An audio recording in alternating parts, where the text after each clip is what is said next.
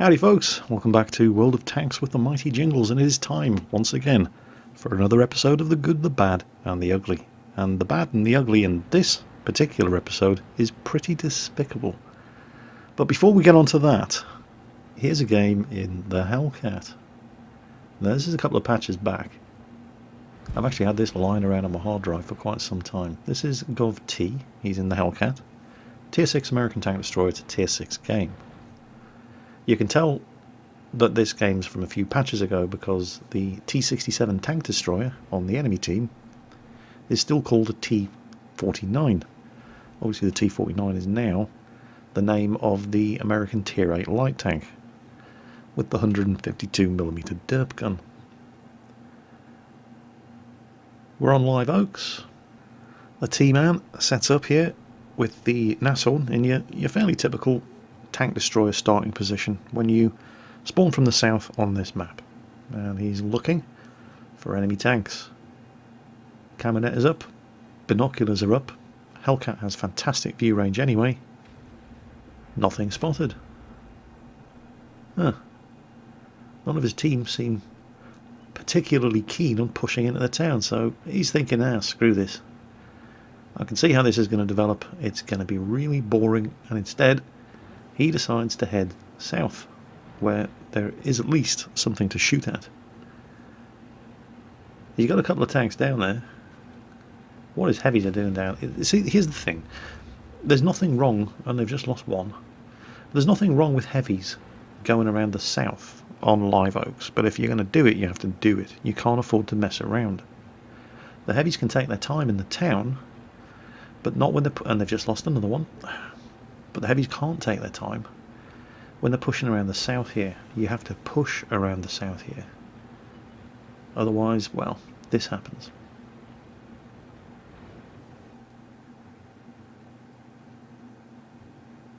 He knows there's something over there. There's an E25 on the enemy team. Those little buggers are stealth incarnate. Okay, we'll go for the T-34. Good hit. Everybody in front of him is dying. There's the E25. He kind of ums and ahs a bit. No, if you can shoot an E25, shoot an E25. You don't want to let one of those little buggers live. And everybody in front of him has died. And he's it. He's now the first line of defence against 5 or 6 enemy tanks. Here comes the first one. Well, there's one less now. Well, he's not completely alone because there is a Panzer IV Hydro approaching to give him some backup. Or at least, that's the theory. Takes a hit from the Wolverine there. Doesn't have anything on the Jagdpanzer or the E25. And there goes the Panzer IV-H. The corner of fail on Live Oaks claims another victim. Just because you're a Panzer IV Hydro doesn't mean you can swim. But that's not the funny part. The funny part is going to come in a moment when the Panzer IV-H starts raging in chat. But for now, the T-man here has his hands full. There's a Jagdpanther and an E25 in front of him, and there's the Wolverine. Well, doesn't have to worry about the Wolverine anymore. There's all kinds of enemy tanks up there. And there it is in chat. Noob team. That from the Panzer IV-H. Explain to me how it's your team's fault that you drowned your tank in the lake, because I really don't understand the logic behind that one. Now, there was a Jagdpanther and an E25 over there. Where the hell did they go? He's killed pretty much everything else, and he switched to APCR so he can get through the upper glacis of the Jagdpanther. But there's nothing there. Strange. Well, he's not going anywhere in a hurry, so he can afford to wait. His team is getting its arse royally kicked. Oh, there's the E25. And he's got him. Okay. But where the hell did the Jagdpanther go? Oh, T-49. You can tell that this game is a couple of patches old, by the way, because that's a T-49. T-49 obviously used to be the name given to the American Tier 5 tank destroyer, and now, well, he's dead, and it's the name given to the American Tier 8 light tank. So, while all of that was going on, popped over the top, killed the E-25, pulled back, killed the T-49, he's still there. He hasn't moved. Is anybody really surprised that the Jagdpanther could have just moved forward 15 metres and killed him? But no. He likes that spot. It's a comfortable spot. It's cosy there. Why would he want to move from it? Well, anyway, unbelievably, despite that performance, they're still losing. So, well, there's nothing coming down this flank anymore, and we've just spotted their artillery, so he comes back to defend the base. I'm not sure he realises he's still got a PCR loaded here. He definitely doesn't need it. His hands are probably shaking with excitement. I've certainly done it myself a couple of times. I switched to APCR to deal with a tough target and then forgot I had it loaded. Oh, watch this shot. Hellcat. Boom. That ain't going to happen in patch 9.6. Not with the accuracy nerfs. Now he's taking a hit there from a Crusader. Okay. So, pulls back. He's not going to be spotted by the Crusader anymore. It was just the Hellcat spotting him when he took that snapshot at him, so he's quite safe. But he knows there's a Hellcat out there. There's no sign of the T-29.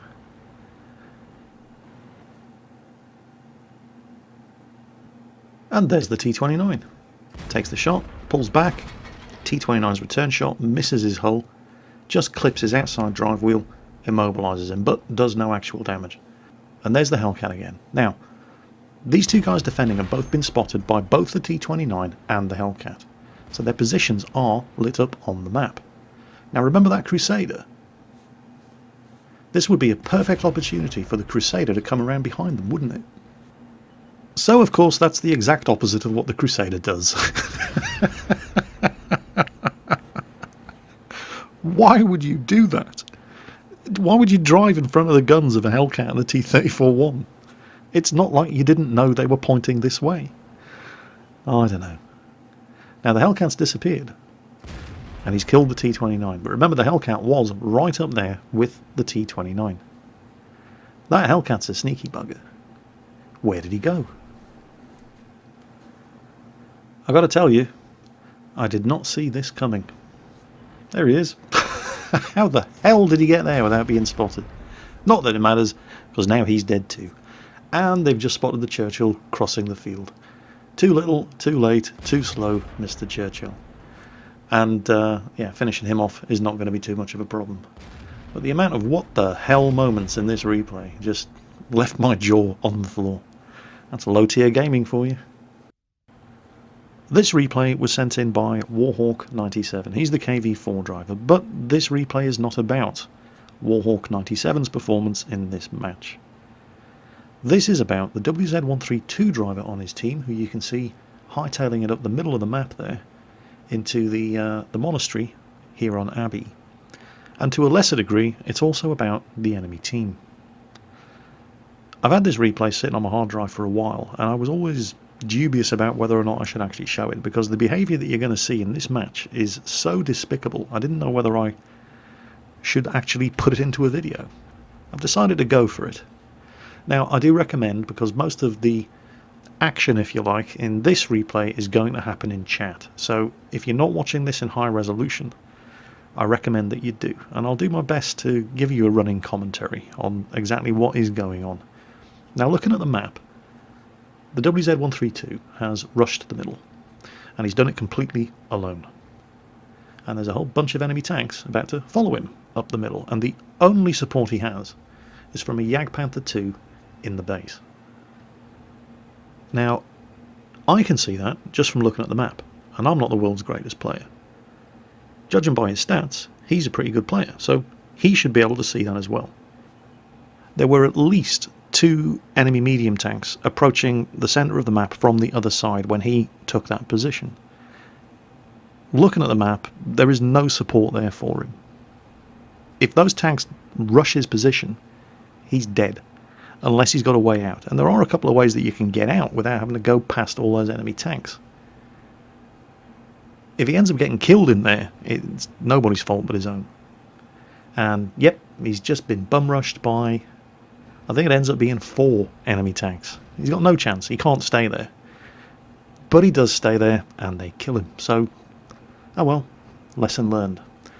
Except here's where it starts. Pay attention to chat. First he starts cursing his team. And then he starts telling the enemy team the positions and intentions of every tank on his team. He's telling them now that the middle is completely open, everybody's gone one side, just push the middle and you'll win. The only thing in base is a Jagdpanther 2. And then the enemy team start thanking him for it. Worse than that, they actually start coordinating their actions with him. Unbelievable. I mean, it's bad enough that some guy who gets himself killed first out of his own dumb inflexibility and then starts raging at his team and giving away his team's positions to the enemy. I mean, that's bad enough. If the enemy team choose to act on the information that he's giving, there's nothing you can do about it. But at least have the common sense to keep your mouth shut about it. It's cheating. Why would you advertise that you're cheating? I mean, if he wants to cheat, fine. And if you choose to act on the information that he's delivering to you, fine. But keep your mouth shut. What are you, stupid?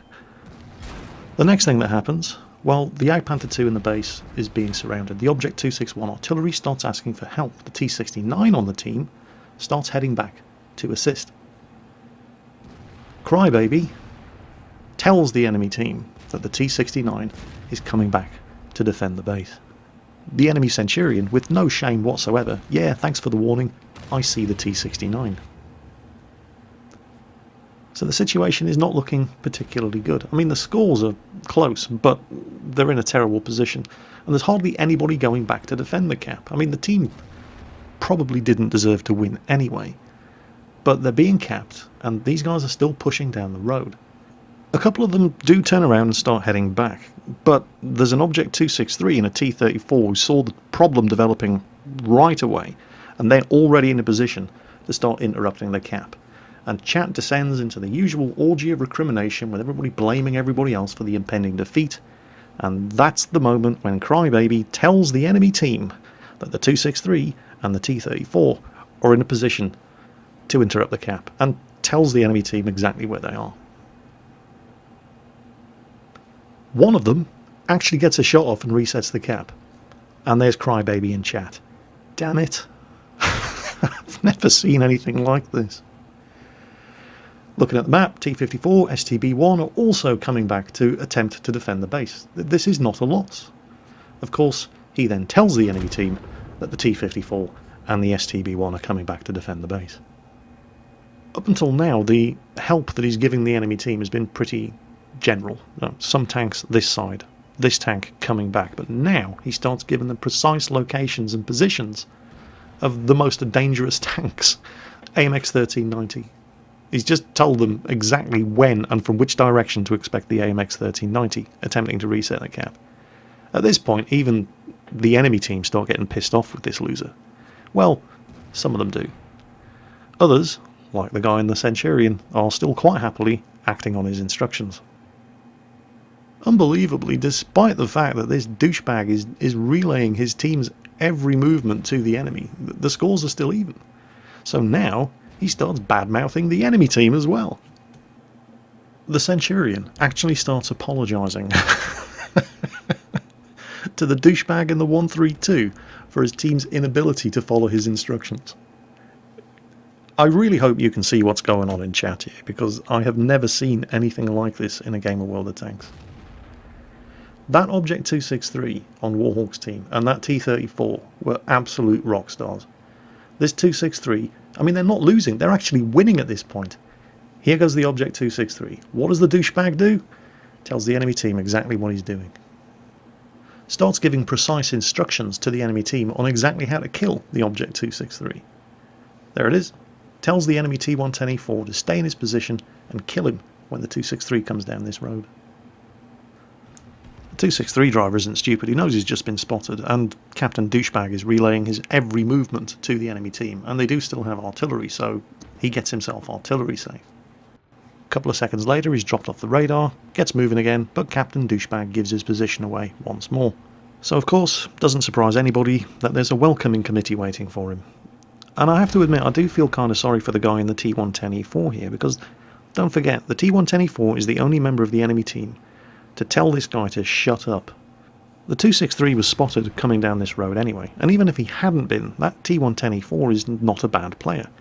There's every reason to suspect that he might have anticipated that somebody was going to try to get around this side of the map, without being told by the arsehole in the WZ-132, but now, because he has been told, it looks to the entire world as if he only came down here because Captain Crybaby told him to. And Captain Crybaby is actually trying to tell him what ammunition to load to kill the Object 263 as well. Oh, God.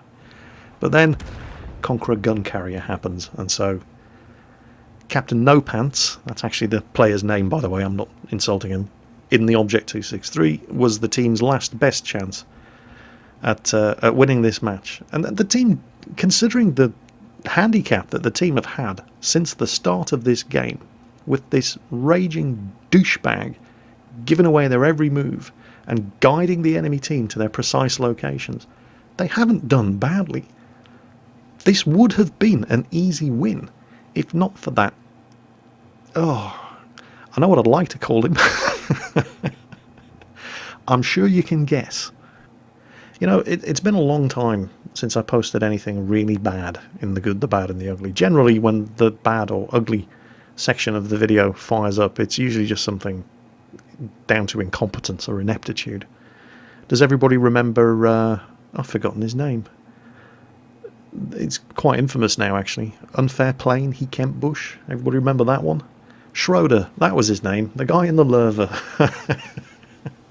That's probably the most infamous bad and ugly section of the good, the bad and the ugly that I've put up so far. But Schroeder wasn't malicious or anything. You know, he was just incompetent and stupid. This is nothing other than deliberate, malicious douchebaggery. I have never seen anything as bad as this before. And this is the reason why it's taken me so long to actually put this replay into the good, the bad and the ugly, because normally when you get to this section of the good, the bad and the ugly, yeah, it's something bad, but it's something that's actually funny in its badness. It's something that you could find amusing. There's nothing amusing about this. This is not funny. This is just despicable. The only good thing I can say about this game is that justice was eventually done. This is not an isolated incident. The raging idiot in the WZ-132 has done this sort of thing before, and he's done it since. And his account has been wiped because of it. So, there is justice in the world, after all. Well, you probably need some cheering up after watching that whole sorry incident. So, here to do just that in the STB-1 Japanese Tier 10 medium tank. And I think this is... No, I have put an STB-1 replay up before, but I haven't done many of them. Well, this is... And I really do have problems pronouncing this name, so I'm going to have to come up with a nickname for him. This is Rira Rumpel. No idea where he's from. Plays on the EU server. He's in a platoon with an IS-7 and an E-100. Tier 10 match, obviously, here on Lakeville. And 1390 rushing the middle. So he's going to take advantage of that 1390, getting into a very, very early spotting position to unload some hurt on, I think it's in it, yep, an E-100. He's going to get a couple of good shots into this guy.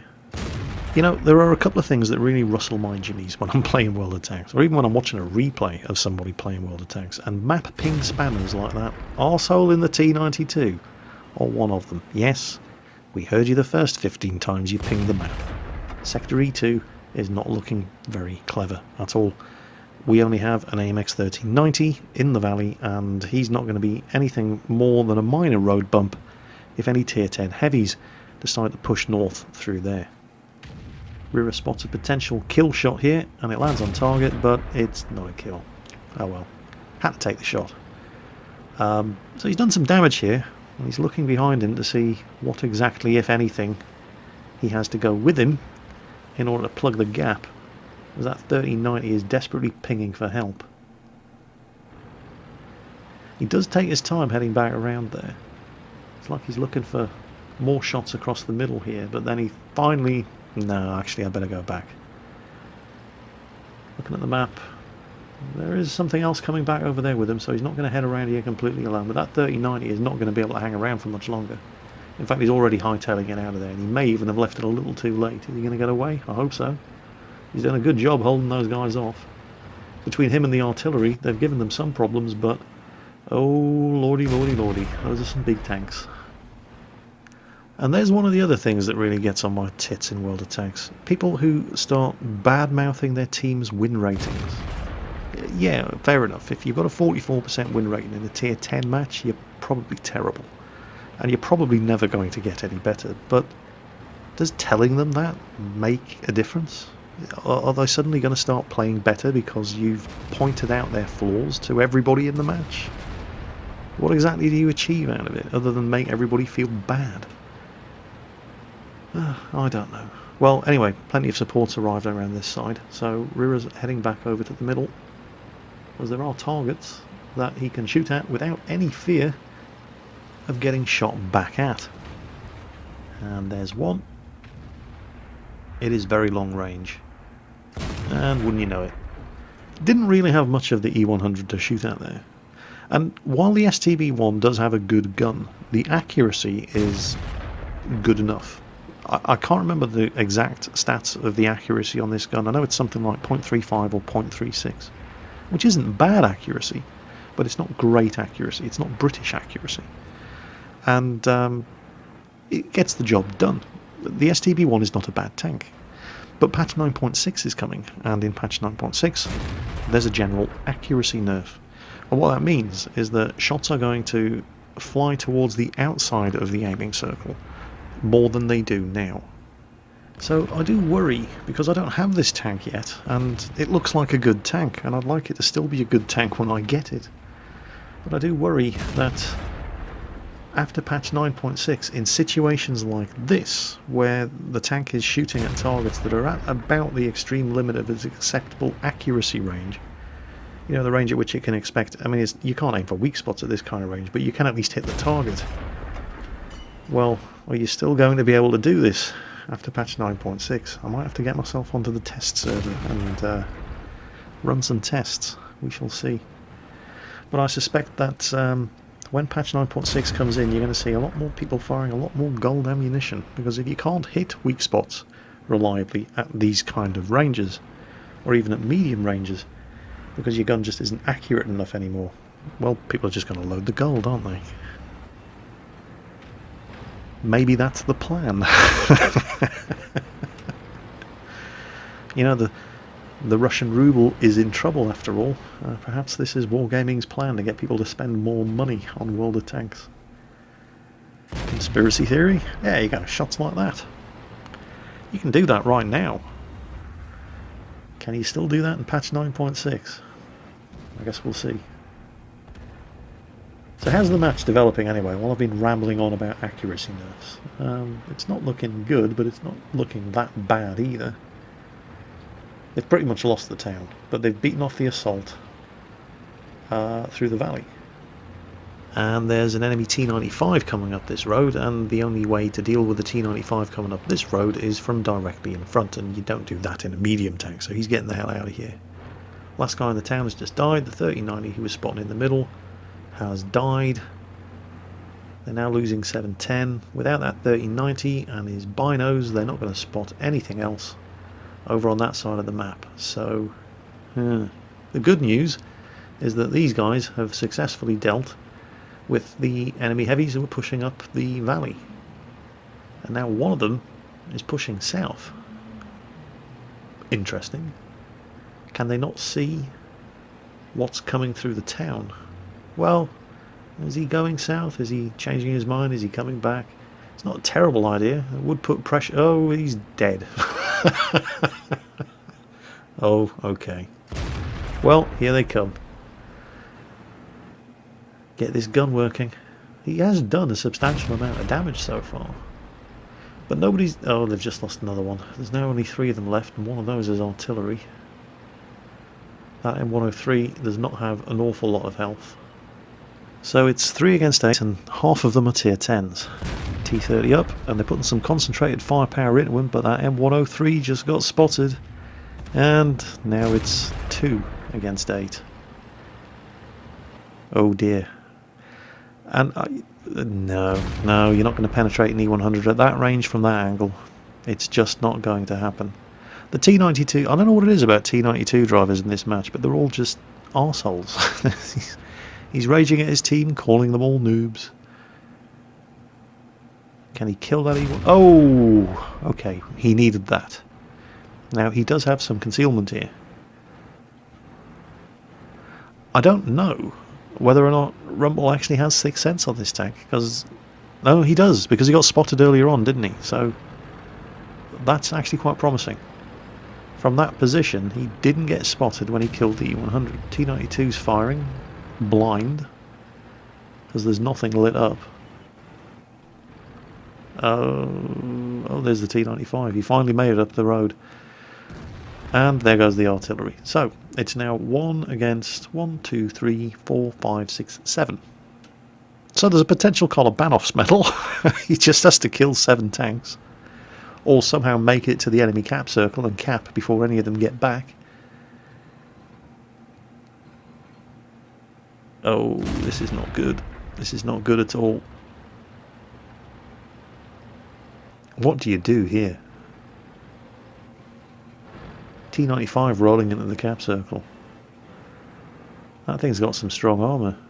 Well, he's aiming for the weak spots, he's just not hitting them.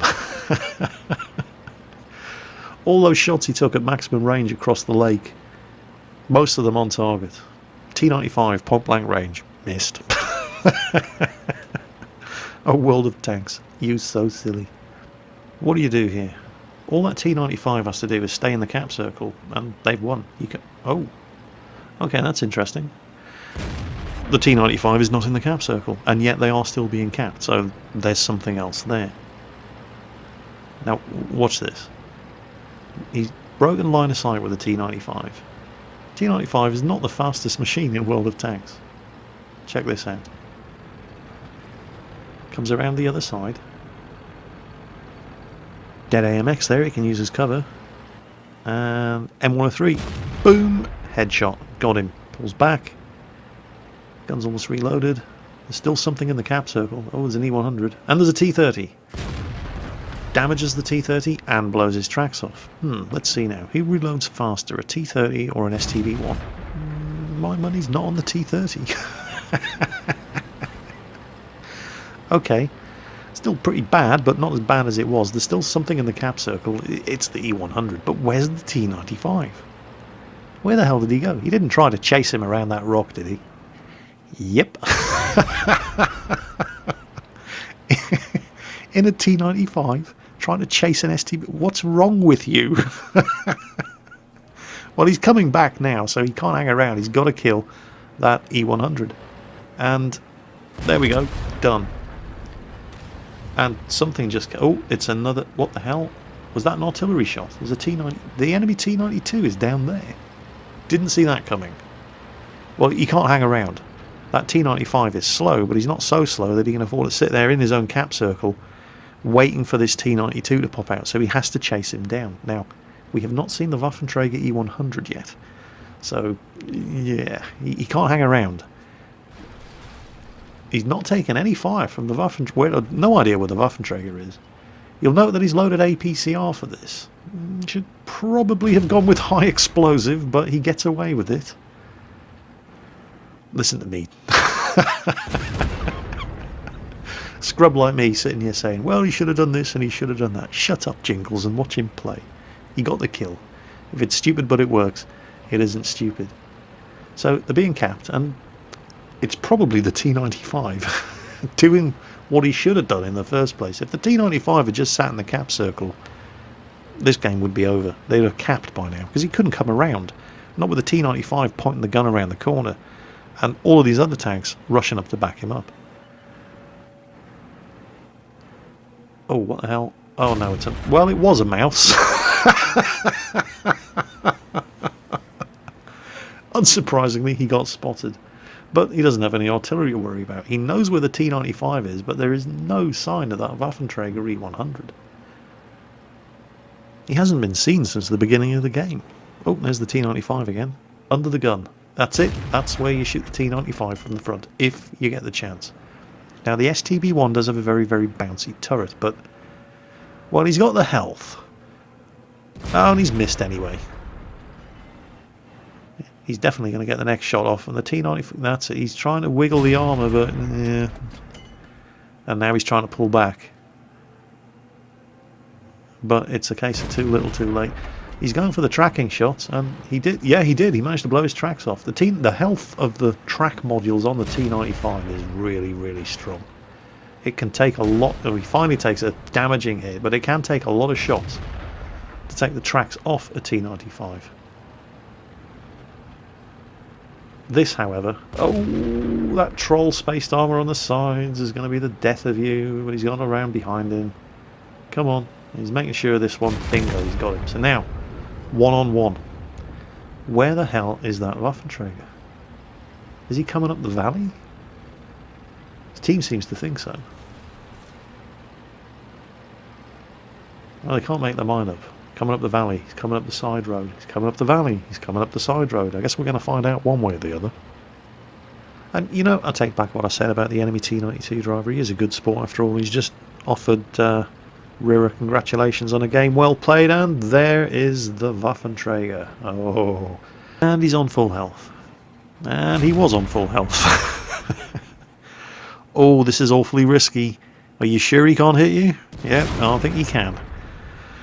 Well, okay, so you put 2 into him for the 1 that he put into you, but now you only have 608 health, and how the hell are you going to get around the Waffenträger on this kind of tight road? He only has to hit you 2 more times, and I'll guarantee he's got more than 2 shots in his magazine. Now what are you going to do?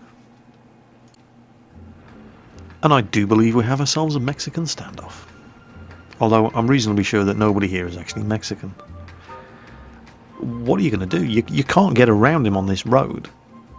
And he's already demonstrated that he can hit you from up there. Oh, here he comes, here he comes. No, he's changed his mind. No, he can't hit you from there. What are you going to do?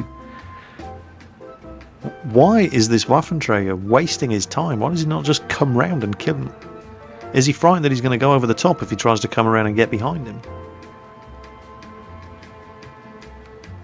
Oh, you got to blow his tracks off. But he's still got the angle. And, yep, he missed. You see, I know something that Rira doesn't know, and I know that this is actually quite safe because that is the world's worst Waffenträger E100 driver, and that is one of the more impressive Kolobanov's medals I have seen to date. Ace Tanker, 2,800 experience, undoubled, 108,000 credits. Let's just count the medals here. The Langlades medal, killed 4 enemy vehicles while they were capping. I don't think I've ever seen one of those before. And then all the boring medals. Oh, another Radley Walters. Oh, I don't know. High caliber, Top Gun, Defender, and another Kolobanov's medal. Oh, you know, you start getting blasé when you see these kind of replays all the time. You think, oh, another Kolobanov's medal. Yeah, seen it. It's a Kolobanov's medal, for God's sake. Yeah, you've seen it, but have you done it? No, I haven't done it. Look at that. 9,000 damage done. Look at the experience. He's not far off double the experience of the next best player. Oh, I hate you. I've never had a game like that. Well, that's not true actually. I did once in the Jagdtiger. Managed to get 10 kills. This was before there was a pools medal in the game, so of course I don't have a pools medal out of it. Oh, I hate you, Rira. Stop being so good. One hell of a carry. Anyway, that's it for this episode of The Good, the Bad and the Ugly. I hope you've been amused. And as far as the second replay in this video goes, I hope you've been appalled. Take care, folks. As always, have fun playing whatever you're playing. And I will catch you next time.